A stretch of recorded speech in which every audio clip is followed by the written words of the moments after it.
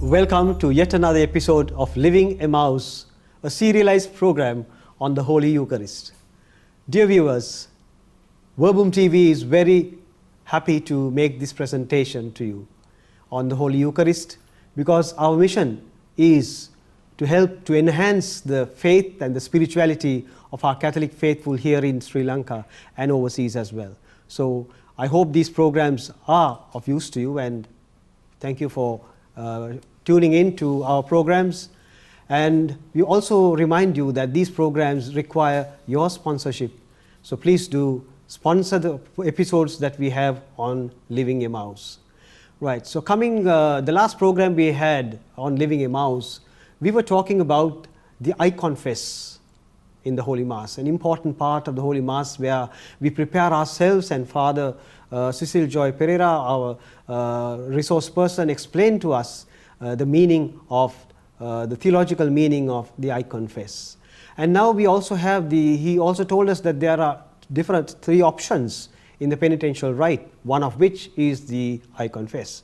Well, the next option is the Kyrie, as in called in Latin, or the Lord have mercy.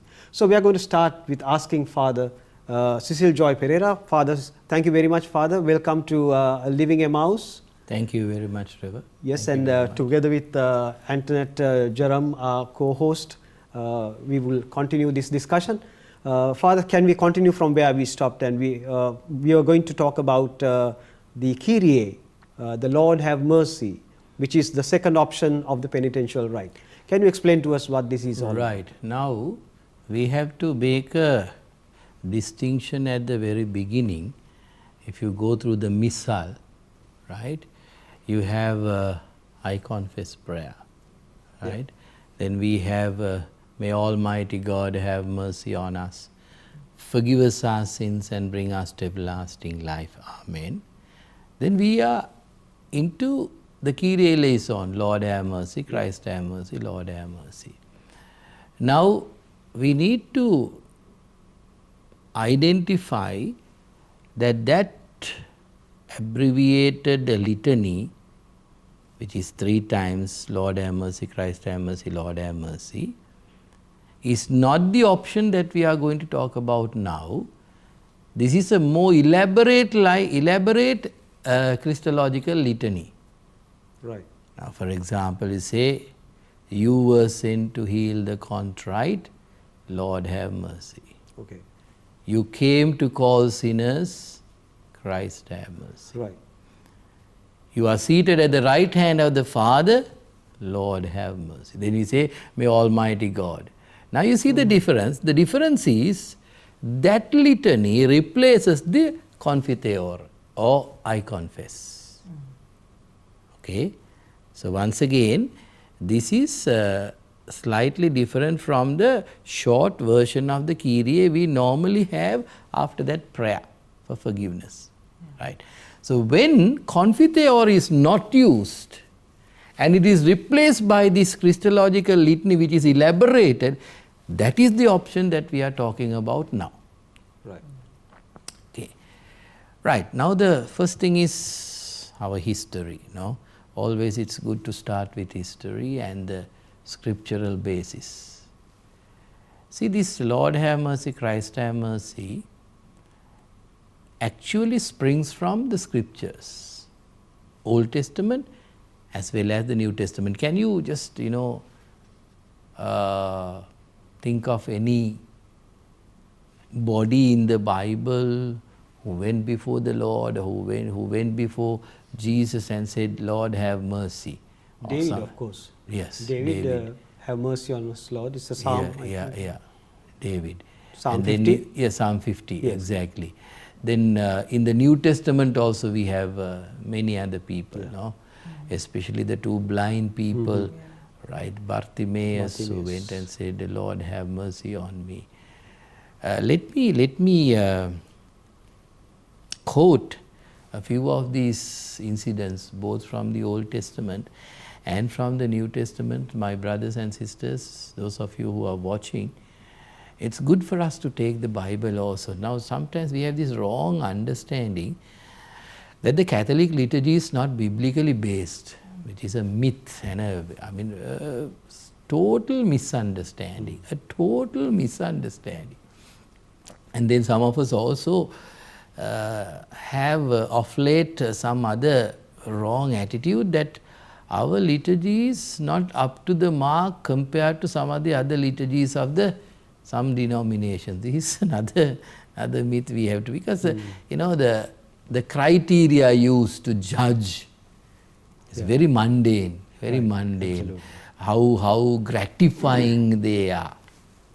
How lively it is. How lively they are. How entertaining it is. How entertaining or how noisy they are. Yeah.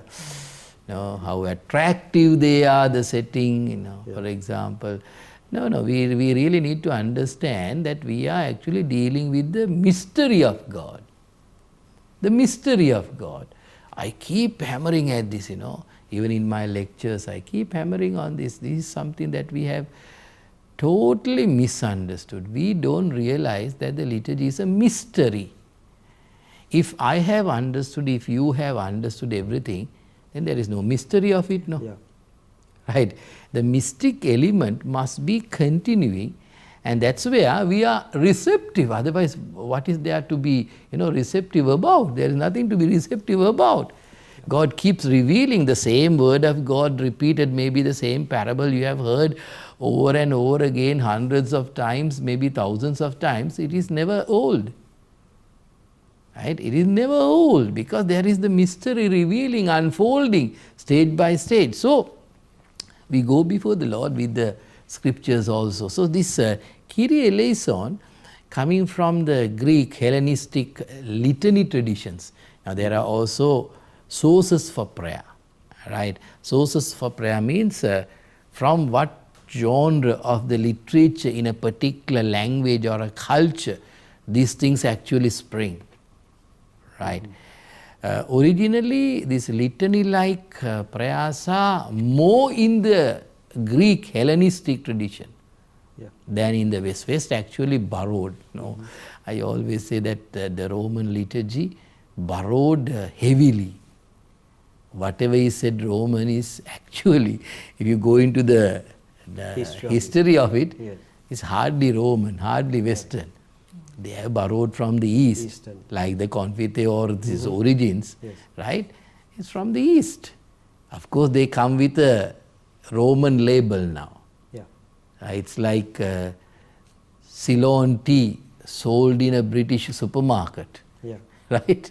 Ceylon tea, but then it goes with another caption now, right? English tea made in Sri Lanka. Something like that, no?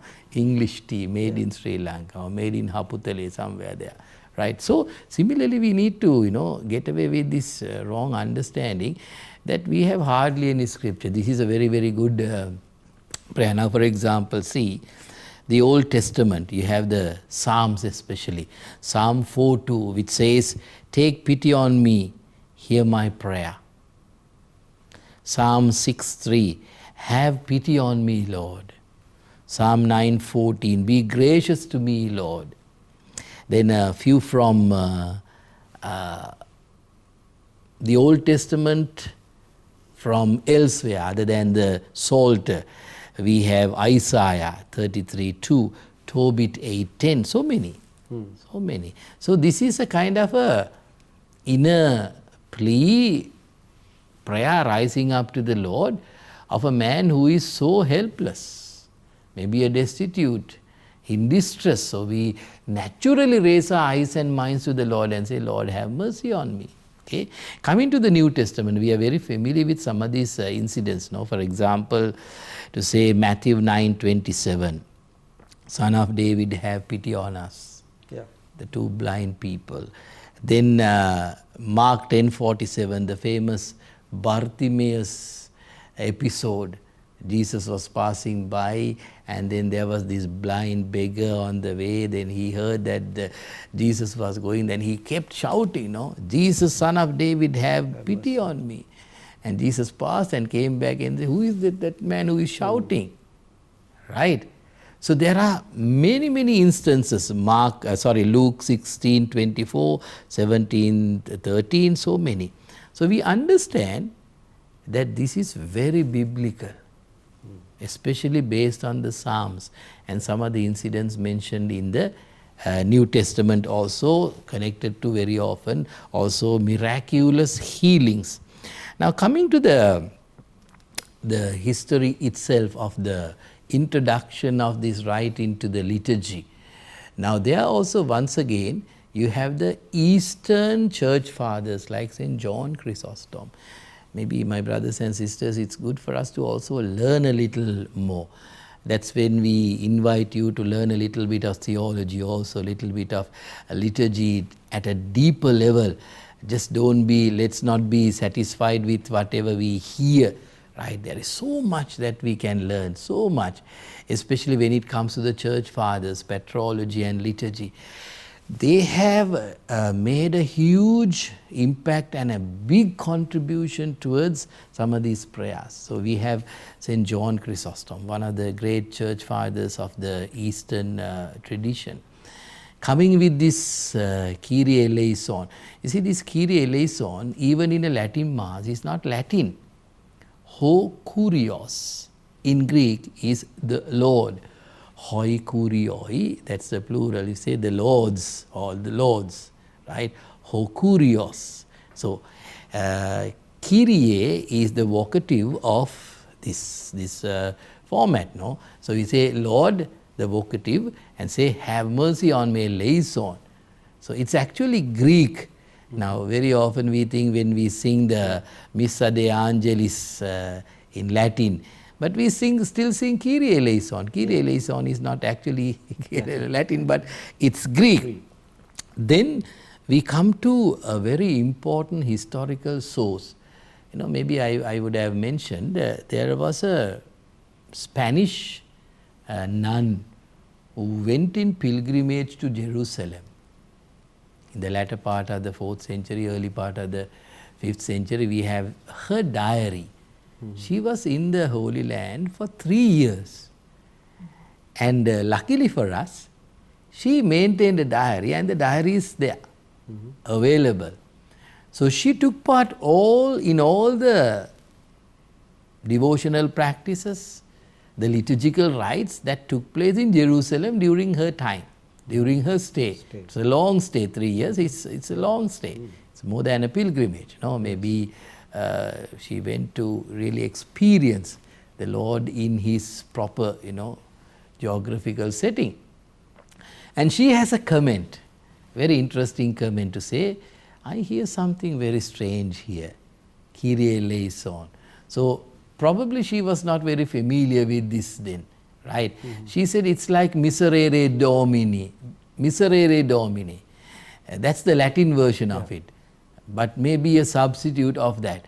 But she mentions that already at that stage, this was part of the liturgy. Right? But at that stage, if you go to a time a little later than Egeria's time, go to the Ordo Romani, Ordus Romanus number 1, or the Roman order number 1. There we have a record that's from around the 7th and the 8th centuries. We have a record to say for the first time about the number of times this is said. Right. Actually, in Ordo Romani 1, that is the first Roman order, the number is not specified. There's an interesting comment there also which says, okay, they kept on chanting, right? And when the Holy Father felt that it was enough, he made a sign. Oh, okay. Right? And they stopped. So you could imagine that it was a kind of an ongoing chant. I have a personal experience about something similar. Once I was in Athens, attending the Sunday Mass of the Byzantine Greek liturgy. Very interesting, very long one.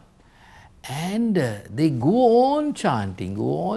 Now, our hymns and chants are very short, no? Yeah. Maybe Gloria will be a little long, but otherwise it's short, right?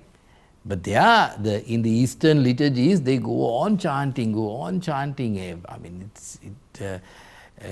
you hear it as if it never ends.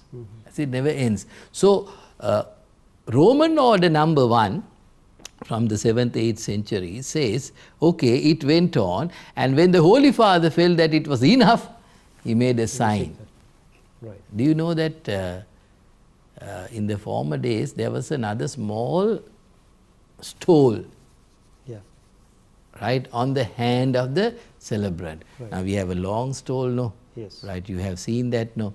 But earlier there was another small stole called the maniple. Maniple. Maybe some of the old sacristies might still have 1 or 2. If you ever find it, please let me know. We are trying to find some of these old things because they have been burnt, right? Unfortunately, we don't have anything as historical evidence to show to our young people now. It's a maniple. So, maniple is the shorter, small stole hanging on the Wrist. Wrist. Wrist. The history they say is, actually the maniple is the development from this kind of, handkerchief or something the Holy Father had, which he waved. Okay. And finally it became a stole. Yeah. Right. Now it is no more. We have gone back to our handkerchiefs to, somehow wipe sweat away. So we don't have maniples anymore. So coming back to the Kyrie eleison, later they have the numbers specified. 3 into 3, 9 times. Right. Kyrie eleison 3 times. Right. Christe eleison 3 times. Kyrie eleison 3 times. Okay. Now why 9 times? The tradition comes and says, so it's to represent the 9 corps of angels. Right. You have these powers and dominions and all this, there's the study of angels is another subject, right? You have different ranks of angels. and corps of angels. Choirs of angels. Right, we mention them in the preface very often, and then we are baffled who these people are. It's very interesting to study the angels, the 9 corps of angels. So they say it's to represent the 9 corps of angels that was repeated 9 times. But strangely, in the Eastern tradition, Christe eleison originally was missing. It was only Kyrie eleison. In the West, Christe eleison also got added. So that means, although it is actually an influence of the Eastern liturgies, the Western liturgy also had a contribution to make. Yeah. Right. And also, Egeria says this response type, even others say that in the East they just recited. There was no invitation response. Someone says this and the others respond. Someone leads, others respond, right? Kyrie eleison, Kyrie eleison. Christe eleison, Christe eleison. They say in the East it was just a kind of a straightforward, right, recital. But then in the West there was this response, Someone leads, the congregation responds. Someone leads, the congregation responds. Now you see, in the Western, so much of influence has been, experienced. This has become the introductory part of any litany now. You take any litany, litany to any saint, right? How do we begin? Kyrie eleison, Christe eleison, Kyrie eleison. Then we go to God the Father, God the Son, God the Holy Spirit, the Trinity. Then Blessed Mother or any others. It's a kind of a now set format. Set format. So much of impact of this, because we found that there is something very deeply spiritual and theological. What is that? That is the Christological aspect. Now this is what we now, as we participate in the Mass, I think during the last episode I explained when Niranjan asked that question, why isn't Jesus mentioned in the first prayer? Right. in the I confess. in the I confess. Yeah, it's only the saints and Yes, Our Lady. yes. It's a very deeply theological question, no, about Yes. soteriology, about the theology of salvation. Yeah. He being the Redeemer, why isn't he mentioned? Yeah. Now here we have to ask, why aren't others mentioned? Others mentioned. Right? Because this is deeply Christological. Christological. Deeply Christological. Now, going into a little bit of theology, pardon me, because I think we need to also go into a little bit of depth here. The Christological aspect is of paramount importance. When you say Lord, God, these are titles attributed to Jesus finally, which have been attributed to God in the Old Testament. Now, the clearest example is Thomas the Apostle. After his doubting episode, Yes. what does he say? He doesn't say, sorry Lord, I made a mistake. He comes up with the highest Christological proclamation in the New Testament. My Lord, my God. Right? My Lord and my God. Right? Christ is a very, very important title given to Jesus. You know, Christ is not his proper name. Yeah. That's the title. He's the Christ. Jesus the Christ, although now we call him Jesus Christ. Yeah. Jesus the anointed one. Christ. Jesus the chosen Messiah. Yeah. Right? That's how we have to understand. No. So when we say, Lord, have mercy, it's not just that we just go to a kind of a powerful figure, a heal and say, please heal me. It is through the power of his passion, death and resurrection. Yeah. The Lord who is now enthroned, the Lord who is the Master, the Lord who is the King, the Lord who is God. Right?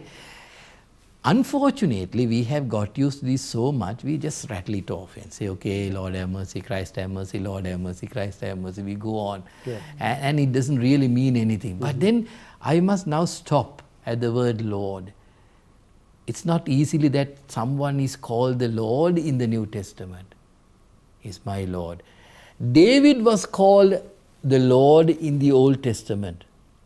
If you look at that royal psalm, the Lord said to my Lord. Yeah. It's David and Jesus, the Messiah to come.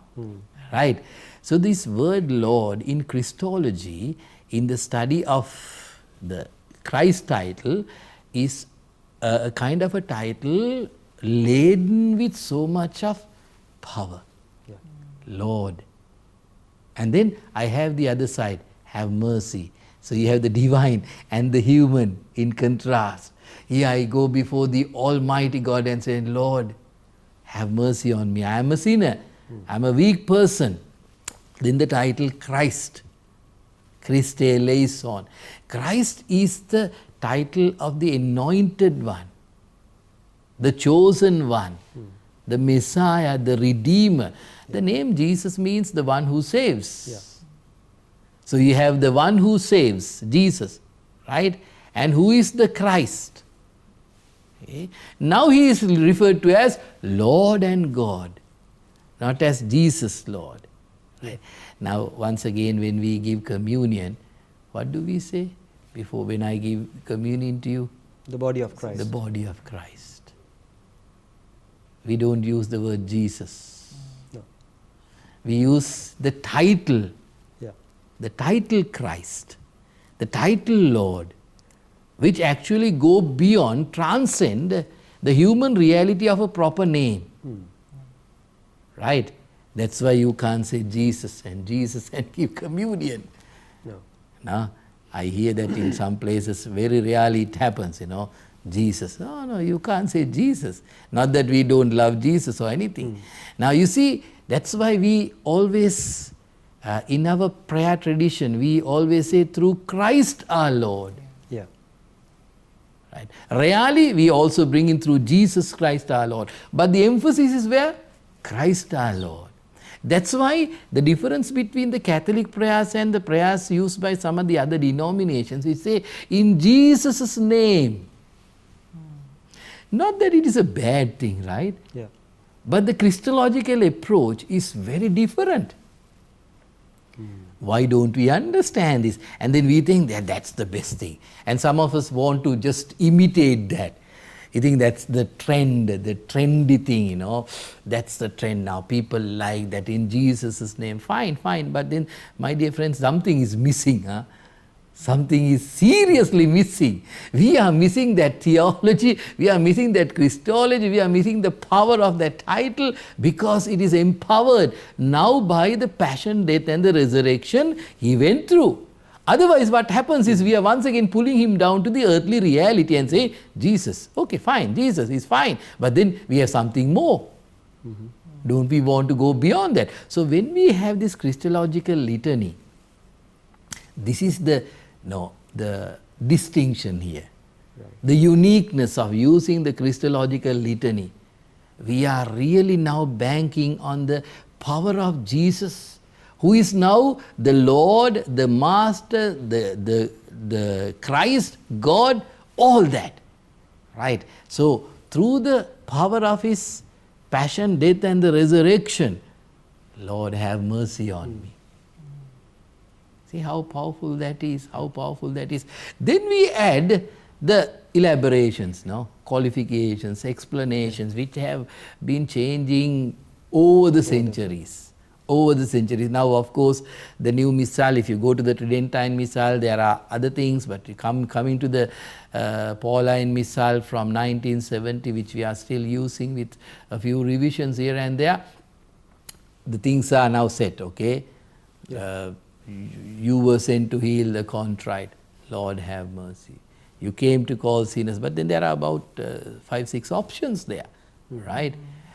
That means we also look at this Christ and the Lord from a biblical perspective.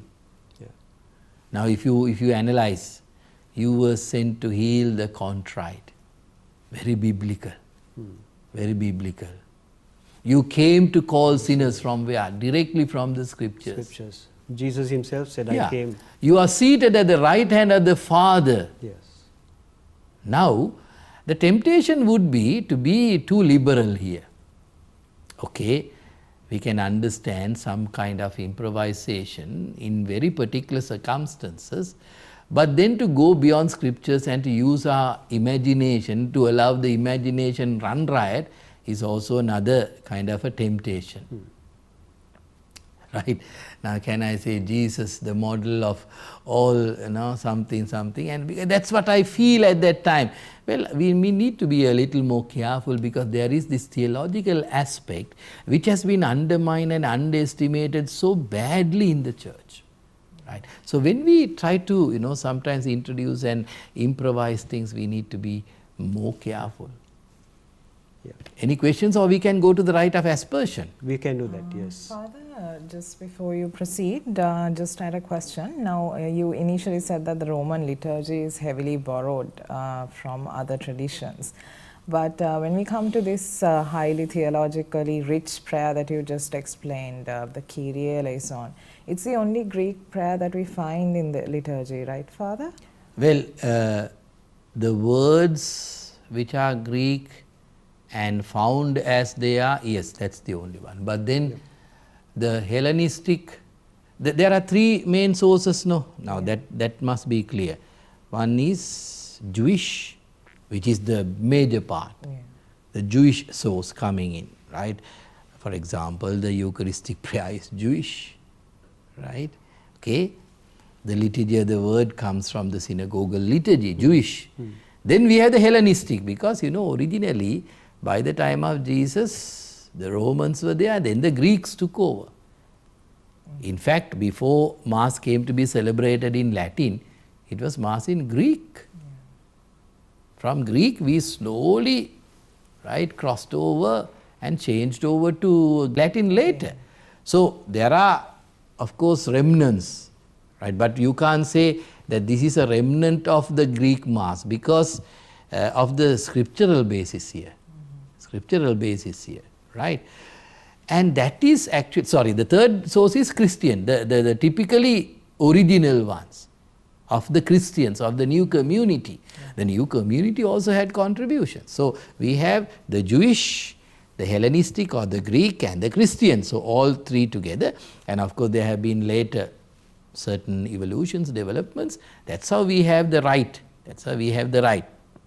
So when we celebrate now, even as faithful, we need to understand the richness of our liturgy. It's not that someone sat down somewhere at a desk and wrote this. It's nobody's composition. It's the composition of the whole church over the century. That's why our liturgy is unique and beautiful. The problem is we are not aware of all this. No, we are not aware of the richness of our heritage. We are not aware of the historical development. We are not aware of the biblical basis. We are not aware of the theological basis. That's a big lacune, big lapse on our part. No theology. No, absolutely nothing. We just see the face value of things and judge and say, "Ayo, this is boring." That's what we want to say. This is boring. It's not really boring. It's so nourishing. It's so nutritious, provided we know what we are doing. What we are doing. Which is what we are trying to explain and help Exactly. Catholics to do. Exactly. And understand the meaning, true meaning of what we do in the Eucharist and Exactly. meaningfully participate. Yeah, so at least next time we pray this prayer, Kyrie eleison, Lord have mercy, just imagine the depth into which we actually go. Yeah. The depth into which we go to say, Lord.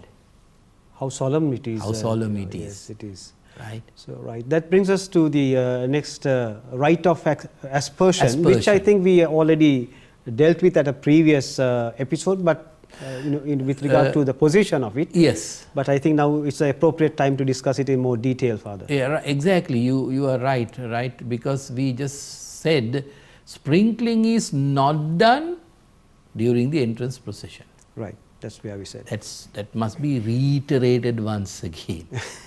You see, now it has become a kind of a trend. Yeah.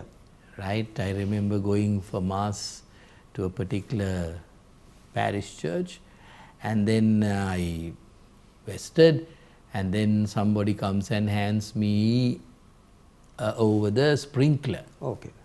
So I said, sorry, I'm not sprinkling. Then once again, this person is now a little, taken aback.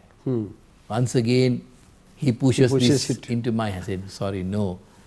Right? Yeah. It looked as if I'm the wrong one. I'm the abnormal guy here. Right? But the liturgy doesn't provide any room for sprinkling during the entrance procession. Yeah. It doesn't mean anything. I think we have proved that, because that entrance procession has a Christological theme. You see, center, beginning and end. And the real place for sprinkling is aspersion. Right. Asperges me domine was the former way of beginning the Mass. They began with the sprinkling. Yes. Right, the priest came in with that bucket, right, and then we had some prayers at the foot of the altar, right, prayers of penance, and then only there was this, say, okay, Lord, bless me with water and wash me clean as snow. Now, the beauty and the uniqueness of this ritual is, it is very unique to the Eastertide. To the Eastertide. Eastertide. Easter season. Now, for example, on Holy Saturday night, there is baptismal water. Yeah. Baptismal water. Unfortunately, on Holy Saturday night, we don't have adult baptisms in many of our places, which is very sad. And we bless water. And we bless water. That's, in a way, discrepant. Water is blessed for baptism.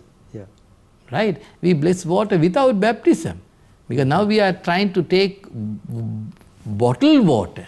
Yeah, to our homes. Yeah, that's not the aim of this whole ritual. The ritual is the ritual of baptism, the rite of baptism.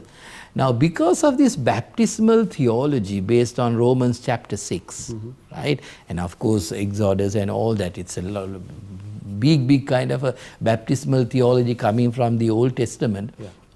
And beautifully also seen in Romans chapter 6, where we are told you are now submerged and then you die with Christ. Yeah. The one who now rises up, like the Lord in the river Jordan, right, is the new man. New man putting on Christ. Beautiful imagery and symbolism, no? You put on Christ as if Christ is a garment. Yes, you are now covered with Christ.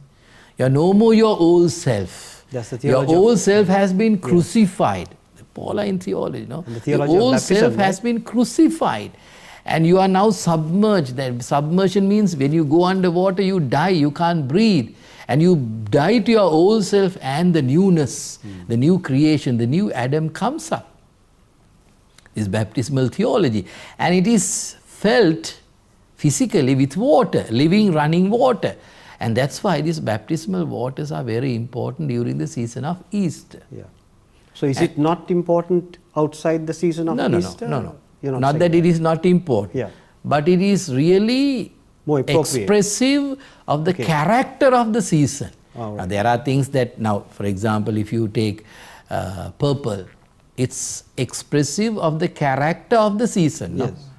Similarly, the aspersion, when used, is really applicable and suitable and expressive of the character proper to the season of Easter. Because it is the baptismal season. Now, if you take the history of the church, adults were baptized on Holy Saturday night. And then on all Sundays, right, the masses were called the neophyte masses. Yeah. What are neophyte masses? Neophyte masses are when the newly baptized people were brought to the church and they were given prominence. And that's where their baptismal promises and baptismal waters and the baptismal candles, baptismal garments became the highlight. Now, we don't have anything, no. Yeah. We don't have neophyte masses. We don't have neophyte masses, but in some countries it's done very, very well. I have personal experience in some of our Asian countries where a lot of adult baptisms take place on Holy Saturday. And the following Sunday, the bishop of the diocese comes and all the neophytes, they are called the neophytes, come and the bishop celebrates the Mass. And once again the baptismal font becomes the synotia, the center of attraction. What do we have? We have even taken the water home, privatized that. Yes. Right? Not that taking water home is bad, but you know, we have lost the whole objective of the whole purpose is lost. Now the attention is drawn to taking water home, not baptizing adults in the church. Right? In that context, using holy water for the penitential rite is very suitable during the Eastertide. So this is how it is done. It is not that you know, during Eastertide also you come sprinkling, which actually, sorry to use the word, is ridiculous. It's out of place. It's out of place, right? It's like eating your dessert before you start the meal. Wait, there is a time for that. Not that the dessert is bad. Not that the dessert is good, but there is a proper time to eat that. Wait, so you come to the sanctuary, you greet the people, right, and then the introduction, and then instead of the confiteor, instead of the Christological litany, you take the water baptized on Holy Saturday night. What does that remind us? About our baptism. And if there are adults who have been baptized, they are once again given attention, that love and acceptance to the community. Right? Then there is a prayer. In the missal, there is a prayer. And then the celebrant goes into the congregation among the people sprinkling. Then the people see the celebrant coming, not from behind. You see, now that must be meaningful, no? When I go sprinkling, people must see that I am sprinkling. And they must be prepared for that. What happens in the entrance position is you go on sprinkling and you get some water on your shoulders or on your hair, and then you touch, and then you realize somebody is coming behind. It looks as if there is some accident, no, some watery accident. Watery accident. This is not very good. So we need to really put them in their proper places, see them in their proper perspective, and then during the sprinkling there can be a baptismal hymn or even a penitential hymn. What is encouraged there is baptismal, because it's the baptismal theology. Baptismal theology. Now you can do it even outside the Easter time. But then the difference is, then you don't take water blessed on Holy Saturday night. Okay. Then there is another prayer, once again in our Missal. It's not there to bless water Bless then water. and there. Yeah. You bless water and then you take that blessed water and once again go and sprinkle. Yeah. Okay, the same baptismal theology now presented. So once in a way we have to actually do these things. Now in the seminary we do them, so that our boys also learn. Right, the boys also learn. And we have a kind of another wrong notion, when you do these things we take a longer time. Our people also must be a little accommodating. Right, we can't be too rigid. Okay, 55 minutes of 1 hour and then we go home. Right, no. But see, Sunday is the day of the Lord. Yeah. Sunday is the day of the Lord. Right, when we go for a, let's say, social gathering, maybe a wedding anniversary, we don't look at the watch. We want to hang around longer because it is the night during which that couple celebrate maybe their 25th or 50th anniversary. We want to make them happy. It's their night, it's their evening, it's their day. It's the Lord's day. Maybe 1 hour and 15 minutes, 1 hour and 20 minutes, 1.5 hours. We must be prepared and flexible. I think there's also a wrong idea that among Catholics we must have been, 1 hour, nothing more than that. Of course, it doesn't mean that we also on our part go on dragging it for 2 hours. No. We must also be prepared. But then when it comes to this kind of thing, we must be a little more accommodating, patient, because there is so much of depth and spirituality, spiritual nourishment, theology, that we draw from all this. Yes, so that's the rite of aspersion. Aspersion. That's part of the gathering Yeah, rites. the three options we have, no? Yeah. The 3 options are now once again Confiteor, Yeah. that is the iconfess. Then we have the Christological litany, and the rite of aspersion. Now you see, if you put all these things together, see the richness. Yes. See the richness, right? That's why we cannot go and then replace them haphazardly without proper understanding of their theological background. Yeah. Now that's why once again I reiterate and say, okay, think again, think twice now. My dear friends, especially of the choirs, right? You want to replace that because there is a kind of a very sentimental kind of a hymn that you know from somewhere. Maybe it's a beautiful one. Sure, there's no problem about it, no argument about it. But then can we actually replace this kind of depth with that? If the answer is yes, maybe we'll have to tolerate this. We'll have to tolerate it. I use the word tolerate. Those things are tolerated. They are not options. They are not options. If you go to the Missal has been coming down to us for the last 2000 years or more. Of course, various developments. So the church is wise enough to choose and give us what is essential for our spiritual nourishment. You and I, who have appeared during the last few decades, are not wiser than the wisdom of the church. We must very humbly accept that. No. Yes. Right? I live for maybe 70, 80, 90 years. Yeah. The church has lived for 2000 years. Right. She has seen many people, many nations, many languages, many cultures. Now gone through the mill of the reformations, of all the objections and all the revolutions. And now she is presenting to us after the Vatican II, this is what you need. Yeah. We must be humble enough also to say, okay, okay, let me accommodate myself and see how I can benefit by this, rather than putting my 2 cents worth of pinch of salt and say, okay, no, this is not tasty, this is insipid, I want to make it, make the curry now tasty myself. Yeah. I could be the cook. That would be spoiling the whole broth. Indeed. Yes. And Father, these 3 options that we have for the penitential rite, are they like either or options, or can we have all 3 together? No, not all 3 together, certainly no. They are given so that the rite has different theological orientations at different stages of the liturgical year, like the Eastertide. Yeah.